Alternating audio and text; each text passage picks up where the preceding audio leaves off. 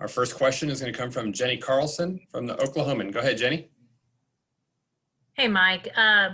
With the turnovers on Saturday, hadn't really been something that Spencer had dealt with for a while. But have you had any quarterbacks in the past? I was trying to think if you've had any guys that you've helped remedy, turnovers, interceptions, and how do you do that with a quarterback? I know with running backs you can, sort of put them through the ball security drills, but how does that work with quarterbacks? Well, in the interception, he threw the ball behind the receiver, and the Texas guy was in a good position. The ball exchange issue, he needs to have a better grip on the ball. That's his responsibility, the one that we dropped in the first quarter. That's reps. The strip right before halftime, he was in the pocket for almost 5 seconds, and the guy came from behind. Little better feel for the game. Nobody's open. Pull it down, take off and run. And then LD got hit hard. He got spun around. The guy drilled him, made really good contact on the ball. And then we had another one. I can't remember which one it was. But either way, that's kind of an explanation of what happened. It was almost like a perfect storm. So we had some issues to correct with Spencer last year, but they weren't. What happened Saturday was not what we dealt with him last year. Just had a little bit of the perfect storm. So hopefully we can get some of that corrected before the next game. Is that something that is a physical? Can you physically fix things, or does that have to be mentally fixed, or maybe it's a combination of both? How do you sort of address that? Well, as I said, the one time he got the ball stripped, the other time he needs to do a better job with balls. The first one was something that can be corrected. Okay. When he threw the ball behind the receiver a little bit, the kid from Texas was there and intercepted it. I mean, he picked a bad time to throw the ball behind him with that type of coverage. So I'm not as concerned about it as what I was after the game, just based on seeing what transpired. Do you, last question on this, with Spencer specifically, do you have to sort of walk a fine line? You want him to obviously be, confident, aggressive in some ways, but not sort of, you don't want to temper that too much. How do you sort of walk that walk with your quarterback? Yeah, let him go, let him play. He's aggressive. He'll make some mistakes. He's only played in 9 games, I think, in his career. He's still young, and he'll make some mistakes. But we don't want to put a leash on him. We need to let him go. He makes a lot of plays, and so we don't want to tone him down. We want to let him rip and play football. Thanks, Mike. Our next question comes from Bill Haston from the Tulsa World. Go ahead, Bill. Mike, you were involved in some pretty famous quarterback performance-based decisions. Ronnie Williams, obviously, Bobby Reed, Zach Robinson in 2007, Clint Shelf, and JW in 2013. So with what you just said about Sanders, it sounds like a real strong vote of confidence in that there's no performance-based decision making going on right now. You're going to run with this guy. Sure. As I said, I see one issue with him. He needs to do a better job of gripping and strengthening the ball in the first handoff. What happened to him where he got stripped in the pocket before halftime, that happens to quarterbacks every Saturday and Sunday. That's an experience gig that he needs to figure out. His biological clock needs to work a little quicker. Then he threw a bad ball, and as I said, he picked a bad time to throw a bad ball. The Texas corner was right on his hip. So I guess my explanation would be anything that, people on the outside that haven't studied the tape would see. There's not a concern. We got to let him rip and let him keep playing football, let him gain a little more experience every game. You said after reviewing the video, you kind of felt differently about it. And in those turnovers, typically, I think 3 of them, the field position switch was just dramatic, right? Texas had a short field. So did the review even strengthen your appreciation for how your defense played? It did. It really did. Again, we can't take away plays, and we can't take away Texas's ability to force those turnovers, okay? The strip on Spencer was what they coach and teach with their D linemen, just like we do. The interception, the corner was in good position. He picked a bad time to throw it. And on LD's fumble, LD got spun around, and the kid put his helmet right on the football and blew him up. So Texas gets as much credit as we get the takeaway credit. But after I watched the video, I mean, I was just, you know, it's hard for me as a coach. And I've said this for 16 years as a head coach. You beat me, I'm good. It's football, it's life, it's the way it is.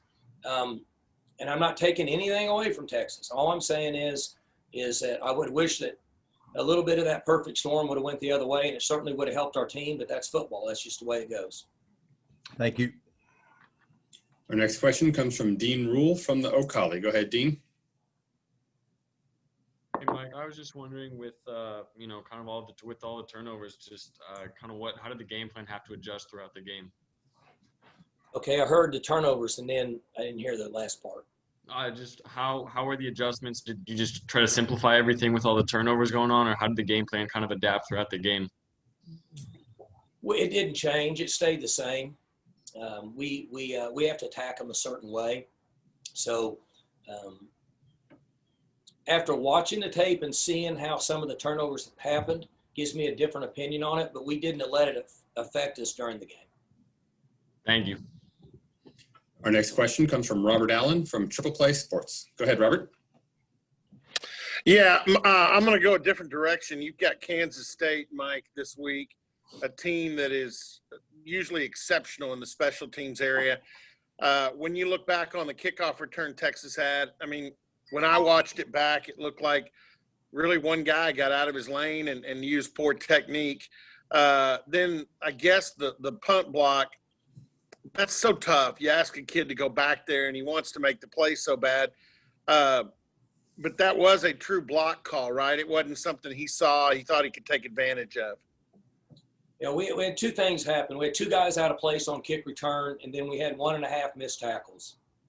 You know, you can look at that both ways. You can say we missed a tackle, or you can say they had a good athlete that made us miss. And in special teams, it can go either way. And then on the block call, what happened with Kanayan is he got tripped up and got pushed to the ground, and then he fell on the foot of the punter with his helmet and his shoulder. And but he had his hand extended, and so they called a personal foul, 15-yarder. And still to this day, I don't know what's a 5 and a 15-yarder, but that's what happened on those plays. Does that put an emphasis? I mean, you emphasize special teams, I know, every week, but with K-State especially, because they seem to have a knack for it, does that put an emphasis on that this week for sure? Every week, Robert. Yeah. You know, we only have so much time and so many reps, and we have to believe in our systems, and we have to execute it. And like I said, when we went up by 11 and then turned right around and gave them the 7 points on the kickoff return, we had 1.5 guys that had a chance to make a play, and we had 2 guys out of position. The area to correct on that is the 2 guys out of position. They're the ones that need to fix the problem. Then we would have had 3.5 guys there in front of him like they should have been. And so the scheme was fine. We've got to get that corrected with the players, which we did last night. And then on the punt block situation, I mean, he kind of got pushed down. He got pushed on the ground. I can't blame the young man for it. He's given effort. It was a bad situation. He just got into an area, and then they decided to make it a personal foul. Yeah, one last thing. I don't want to hog this, but there wasn't much discussion of this after the game on Saturday because it was a loss. But you've seen a lot of great wide receivers. Like Bill said, you've been involved with a lot, including one you threw to. Where is Tylan Wallace starting to stack up? Because his ball skills I can't remember anybody with those kind of ball skills. Speaking of that, that's a great thing about Zoom. I think Hastings is actually vacuuming his house right now. No, he's back now. You were cleaning or vacuuming, or you were emptying the trash, Bill. But either way,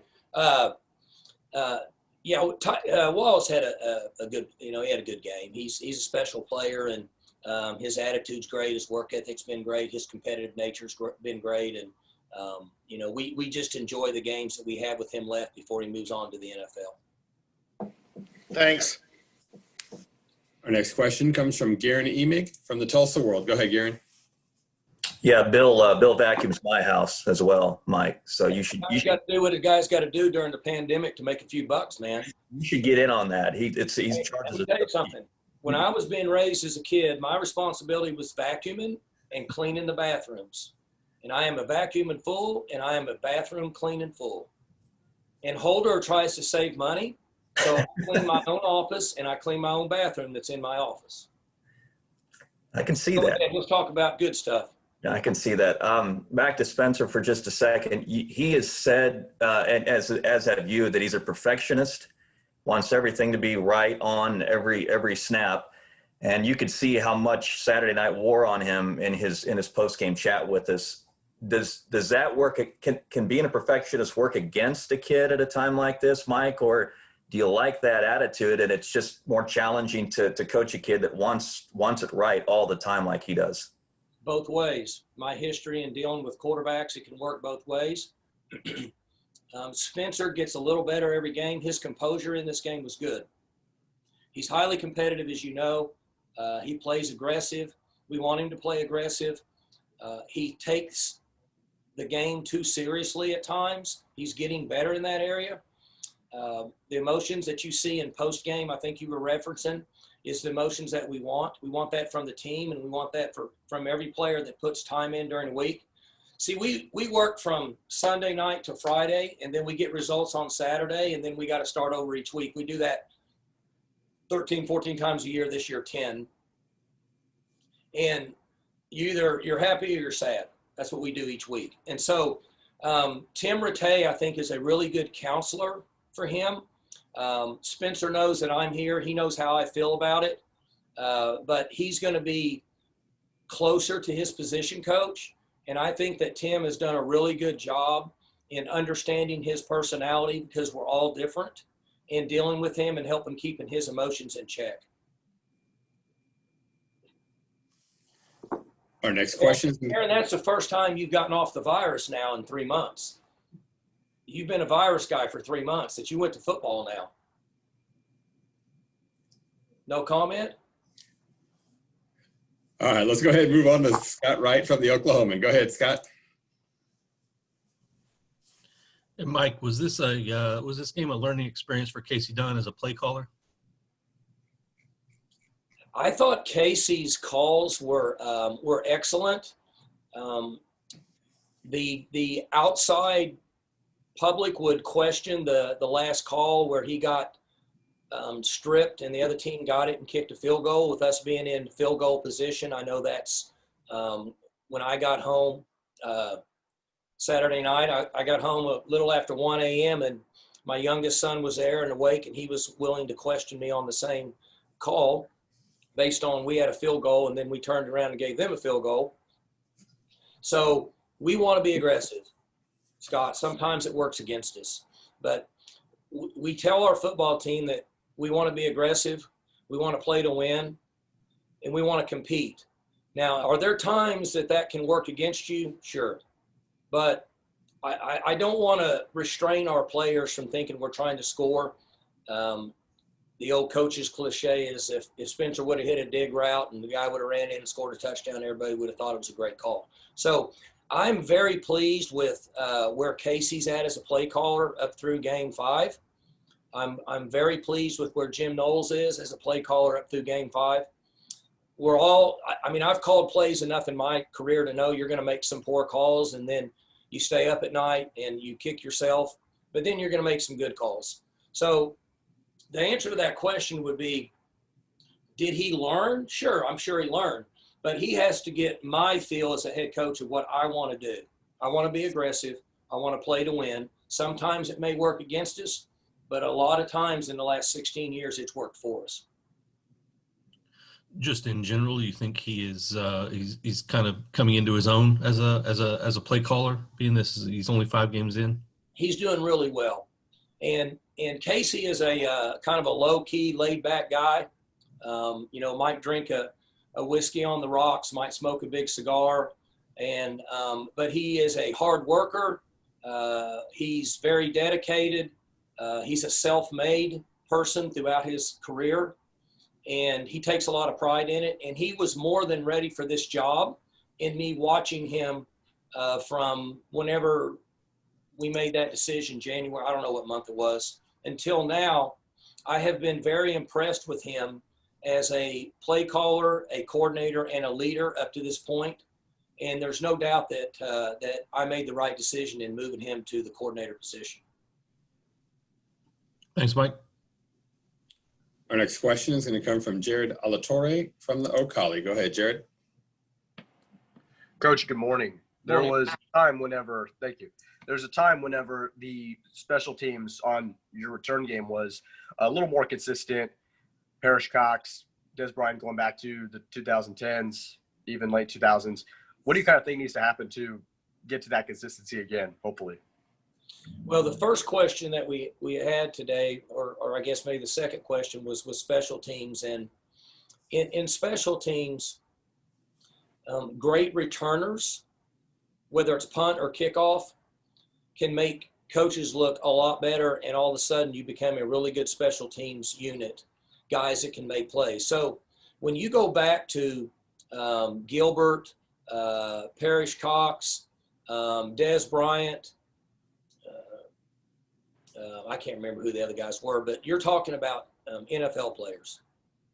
And when you have an NFL player that's returning kicks and punts, you all of a sudden become a better coach. Now, I'm not taking away from special teams and the schemes involved, as Robert alluded to earlier. When we play Kansas State, we have to pay close attention to what's going on because they're good. They've been good at it for years. They kept the same philosophy and structure and design with the coaching change. In my opinion, from an outsider looking in, it's the same. So in most cases, special teams fall over a period of a season based on where you're at with your ability to have a returner in the game that could potentially be athletic enough to play in the NFL. Thank you. Our next question comes from Jenny Carlson from the Oklahoman. Go ahead, Jenny. Hey, Mike.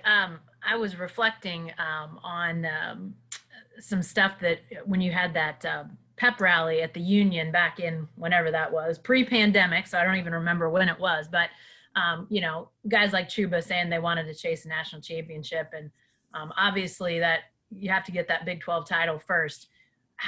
Do you sense that your guys, after the loss on Saturday, have to think in terms of maybe not saying that those goals are gone, but do they have to readjust thinking at all, or how do you talk to them about that?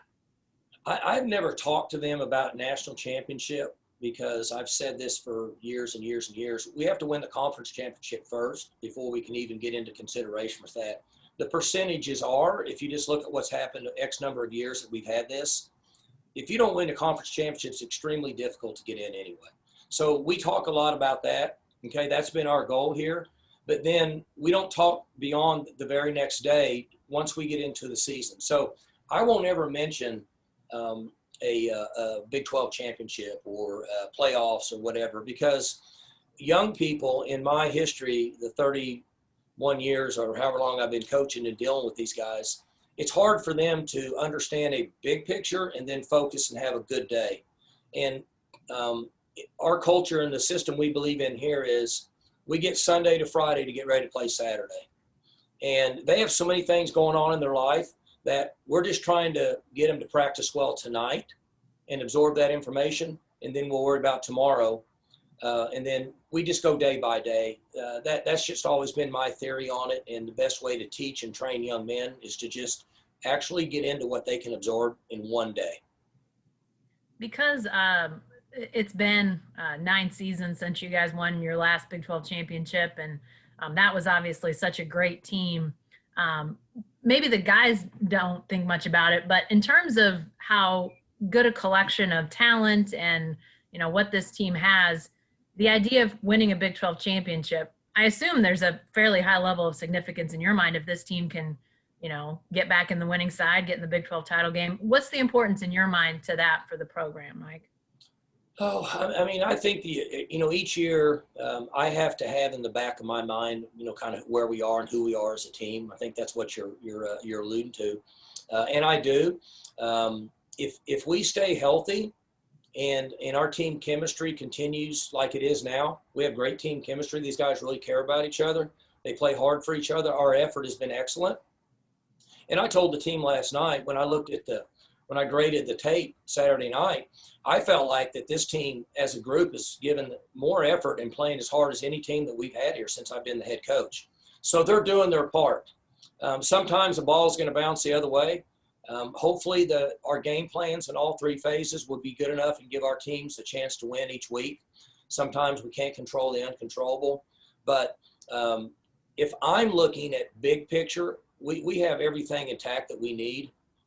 But myself, our staff, and our team, we just still have to worry about tonight's practice and just take it day by day. Gotcha. Thanks. Our next question comes from Scott Wright from the Oklahoman. Mike, how did you come out of this one health-wise? I know you had a few guys that left the game and didn't return. Well, we're going to find out more Wednesday. We usually find out Tuesday, but we can't practice tomorrow because of the election. So we're going to try to get a little work today, and then we'll bring our all of our doctors will come in and examine the guys after tonight's practice and kind of find out where we're at. I think we're going to be okay. We got some guys beat up that might not practice as much today, and then we'll be able to get them back out there on Wednesday. Thanks. All right, down to our last couple questions. The next one is going to come from Bill Haston from the Tulsa World. Go ahead, Bill. Mike, I was just going back through your history and was reminded that 10 years ago this week, you had gotten beat at home by Nebraska. You had been undefeated before that. And then Blackman and some guys go to the Monday night game. He gets suspended for the Kansas State game that was that week. So you had like comparable circumstances that week, you know, a disappointing loss and some adversity with Blackman, and you're going to Manhattan, which is always difficult. And at that time they were pretty good. Do you remember anything out of the ordinary that week with regard to recovery or motivation or anything? You know, because you're going in there without an All-American receiver, coming off a loss, and you found a way to win that game. But is there anything you do any differently coming off of a real disappointment like you had Saturday before you go on the road for this game? Well, two things. I don't remember as much about Nebraska as I do the suspension. And then we also suspended Tracy Moore. If you remember, he didn't play either. That's right. That's right. He was with him in the car. And so that was not an easy week for me as a head coach. You know, last thing I want to do is apply discipline to players during the season, during the week, and then actually keep a player from playing in a game. But certainly have standards here that we've kept my 16 years as a head coach that we don't budge on.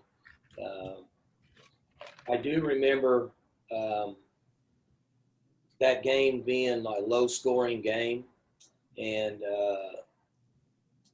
I would say this about the Big 12 Conference. I don't think there's much different than in a lot of teams in this league this year. I think that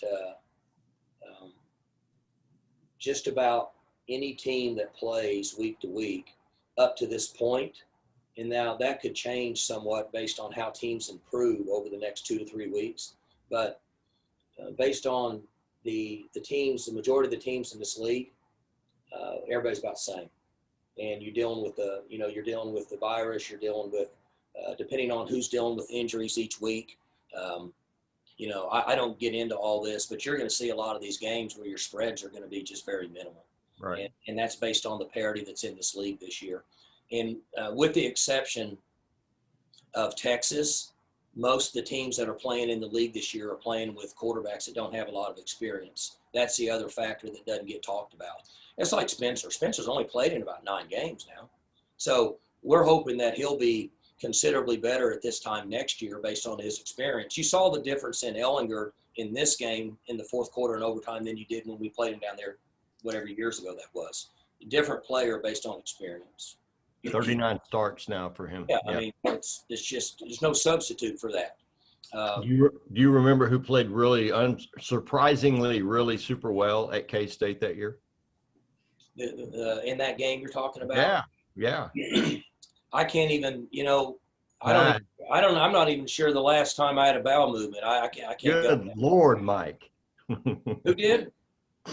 Bo Bowling. Oh, that's exactly right. Yeah. Yeah, he had a big game that day. Yeah. No, I'm with you. My mind goes a lot of different directions this time of the year, and remembering that. All right. Thank you. All right. I think That's Johnny probably too much information for Jenny. Yeah. And I heard you say earlier, Jenny, that you can't remember certain things too. So see, you're getting up there in age. Once you start going from your office back to the bedroom, then you start to think, why did in the hell am I back here? Now you know that you're getting up there. That happened a long time ago, Mike. Yeah, I have a memory issue that goes well before my age, but thanks for noticing. That makes me feel better. If you're in staff meetings with Trammell, that probably is what caused that. He's not even here to defend himself. Well, I know. That's why I said it. Oh, well, that's smart of you. Yeah.